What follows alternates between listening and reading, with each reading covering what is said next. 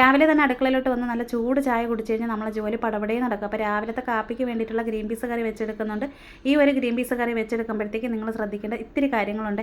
അപ്പോൾ എന്തായാലും വീഡിയോ കണ്ടിട്ട് വീഡിയോ ഇഷ്ടപ്പെട്ട ഉറപ്പായിട്ട് സപ്പോർട്ട് ചെയ്യണം. അപ്പോൾ ആദ്യം തന്നെ നമ്മൾ ഗ്രീൻ പീസ് ഇട്ട് കൊടുത്ത് ഒരു ഉരുളക്കിഴങ്ങും ഇട്ട് കൊടുത്ത് ഒരു പച്ചമുളക് കട്ട് ചെയ്ത് അതും ഇട്ട് ഒരു സവോള കട്ട് ചെയ്ത് അതും ഇട്ട് കൊടുത്തിട്ടുണ്ട്.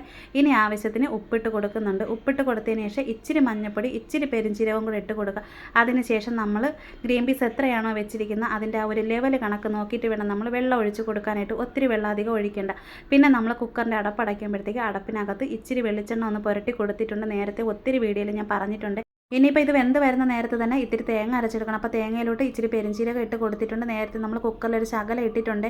അത് ഗ്രീൻ പീസിലൊന്ന് പിടിച്ച് കിട്ടാനാണ്. 2 പച്ചമുളക് 2 ചെറിയ ഉള്ളി പിന്നെ ഇച്ചിരി മഞ്ഞൾപ്പൊടി ഇച്ചിരി കുറച്ച് വെള്ളം ഒഴിച്ച് നല്ല കട്ടിക്ക് അരച്ചെടുത്ത് വെച്ചിട്ടുണ്ട്. പിന്നെ ഇതിനിടയ്ക്ക് നമ്മൾ കുക്കറിൽ ഫിസിലും കേട്ടിട്ടുണ്ട്.